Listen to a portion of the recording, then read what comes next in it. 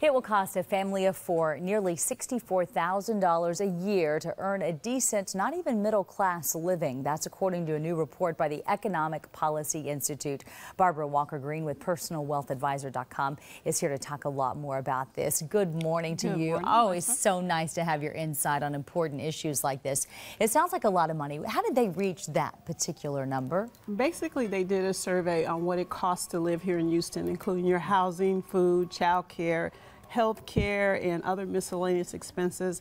And that's the number they came up with, an average of $63,600 for a family of four. And the problem with this is that the average household income in Houston is $55,000, so far below what they're suggesting you need just to get by, not to really even thrive or be able to save. That's correct, which suggests that many people are not living comfortably. The average family in Houston has a large number of people who are living on minimum wage. And minimum wage full-time is only $15,000 per year.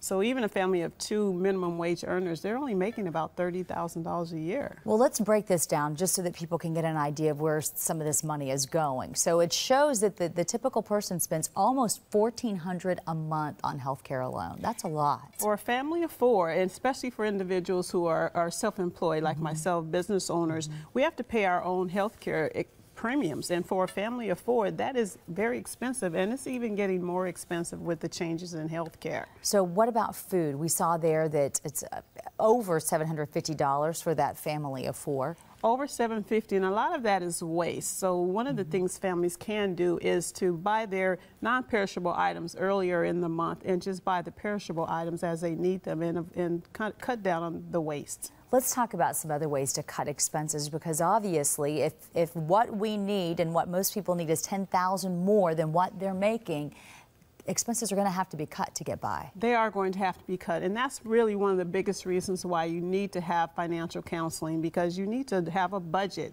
The budget is the key. Understand where your money is going and how to cut costs. Some of that cost cutting could be, and one of the things that I recommend to my clients is really sitting down and having someone look at that health care expense, those out-of-pocket and those premiums, because many times you can save money maybe by having higher deductibles. Some of the other ways is cutting on waste with food, buying perishable items as you need them.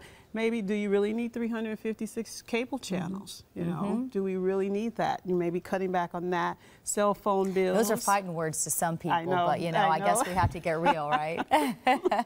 Cell phone bills, another fighting word. Cell phone bill. Well, the data plans maybe. Maybe use your laptop and your iPads for checking your emails and not having it on your phone, unless you're in business and you need to have those types of things available to you. Those are all really good things for us to dig deep into our soul and figure out. Now, let me ask you this, because I hear a lot of people saying, when I say, hey, you should talk to a counselor, they say, no way, those are for the wealthy. Can you just talk about how it can help anybody and actually make a difference in your life? It might be worth that one-time expense. Or Exactly. And one of the big things about that is we are experienced at what we're doing. We can sit down with the average person, and everyone needs a budget. Everyone needs assistance, and it really doesn't matter where you are. You have to take it as seriously as you take your health care. You get a checkup once a year for your health. You also should build into that, getting a financial checkup, and anyone can benefit from that. One thing about it, you always keep us real when it comes to our money. Barbara Walker-Green, thanks for coming in and talking about this, and hopefully it didn't scare people too bad. Thank you.